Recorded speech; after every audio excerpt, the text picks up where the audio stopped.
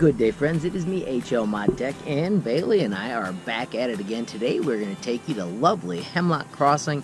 This is the partner to Pine Bend. Let's let Bailey lead on and show you how to get to the cool trails at this park. As you can see, Pine Bend does have restrooms, which is really nice.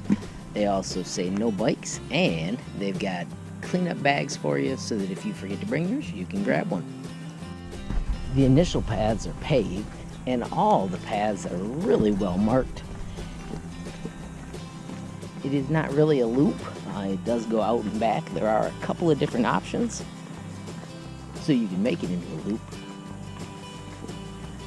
Beautiful bridge and a lot of water on your trail. The path here has a bit of a Y that goes towards where they have number 1. I usually skip that and I head across the bridge to get over to the wild area. So right now at Pine Bend, the water is quite high. It is a beautiful little area. You can see also the vegetation is quite high. Earlier in the year, you could paddle through there, but it's getting pretty tricky to navigate at this point in time. Here you can see it widens out, and there is a beautiful kayak entrance where you can actually get in to this part of the park. If you watched our Pine Bend episode, this is actually where Bailey and I ended, and it's at the Hemlock Crossing entrance. We're going to go around these stairs and go this way at this point, and just take some trips around the trails and show you some of the signs you can see and how to find your way around. This is kind of a neat area. That tree is actually a tree that was taken out by a beaver, and the little beaver's hut is right down there. We're trying to keep Bailey off stairs because they say that's better for their hips. So just past those stairs is a little route that we can climb without stairs. You ready, Bailey? Let's go.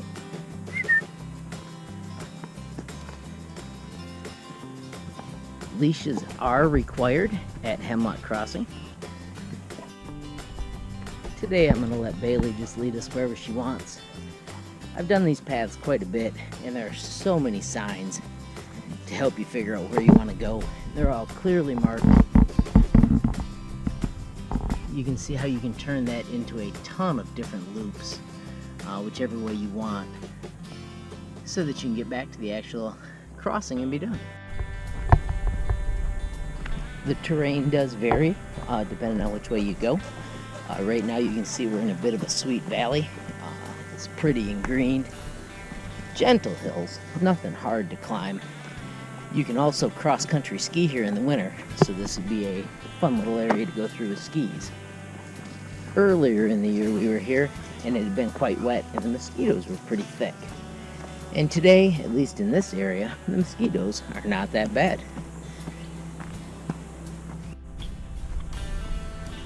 Right here, if we were to go right, it makes it into those loops you can see up there on the top. And they're fine, but it's a little dry. Bailey and I are actually going to scamper to the left so we can get closer to the water and see what's happening out that way. I'll put the address to the park in the description, of course. And if you've got another park you think we should be visiting, make sure you leave a comment so we know where to head. There's a lot of wildlife that you can see. Bailey was just watching a squirrel. We hear lots of birds. Once again, you'll see the signs are plentiful, and they've got great information so you can figure out where you want to head. This is kind of an interesting spot in the trail. Notice the planted pine trees, and then immediately over here, it becomes a normal forest where things just happen instead of being planted. So keep an eye on the upper right-hand corner of the video. I'm going to start posting a few polls, just asking you questions like maybe which music you prefer and which kind of paths you prefer. Open spaces that are off-leash, or paths like this where it's beautiful, but you got to keep a leash on your puppy. I know this is getting redundant, but I really want to make a point of just how well they mark these paths.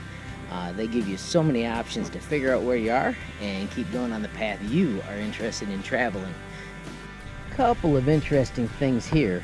This is an awesome depression where the earth is just gone, kind of like a sinkhole. Maybe it's just a valley, but I always find it intriguing. And then if you look off out into the distance, there is a gap, and that is where the water is. So we're almost up to the cool scenic lookouts. And puppy dog was wandering and got herself hung up. Let's fix it, big girl. Right here, if we went left, we would be on our way back to the Hemlock Crossing parking lot. But we're gonna go across the cool bridges and check out the water views and enjoy our trip just a little bit longer.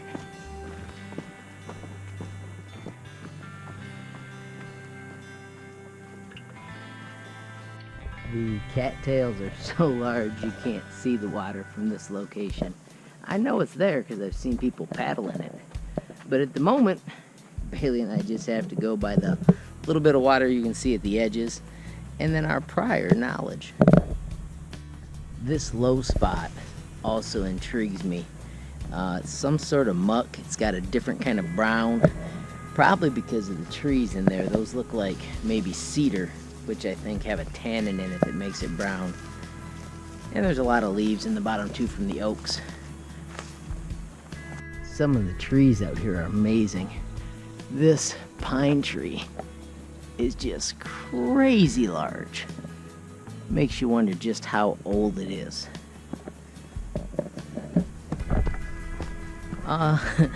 There's a little bit of proof that the path is not totally smooth. There goes a deer. 2 of them up there. Once you get to the water, keep an eye out for the river overlooks. These are the neat little places where they've got little benches that you can sit on and check out the cool views. Alrighty friends, so as you can see, it has been a good algae here on the Pine River. Alright, so this chunk is closer to the entrance of Pine Bend, and when Bailey and I recorded that tree was still attached and standing. But sometime during the past month, that little bugger snapped off and down she fell. Also gonna mention the private land markers. That is on private property, so as you're wandering out here, make sure you keep an eye out and stay on the marked paths. If you take the lower paths, there's actually this sweet bridge that walks all the way through the low spot that I showed you from back up on that hill a while ago. Alrighty friends, so we have got Bailey back to the exit and we're moving towards our car. There is also a trail off to the right that is paved and takes you to a real cool nature area. We're not going to make that trip today, but that is one you can explore. I guess before I close, I do want to point out that we are using this as a dog park, but it is a multi-use park. The boat launch out near the front is an awesome place for families and people that are interested in canoeing and kayaking. There's also a tiny little pavilion where you could have a little bit of a cookout. And it's just a beautiful area to come hang out and experience nature and do some good hiking. So my friends, if you found the video useful, please give it a thumbs up. If you got a question, comment, or a suggestion, or maybe even someplace we should check out, add it in the comments below. If you haven't subscribed yet, what are you waiting for? Smash that subscribe button, and last but not least, hit the notification bell if you want to be the first to know when there's a brand new video from Bailey and I. Thanks for watching. Have a great day.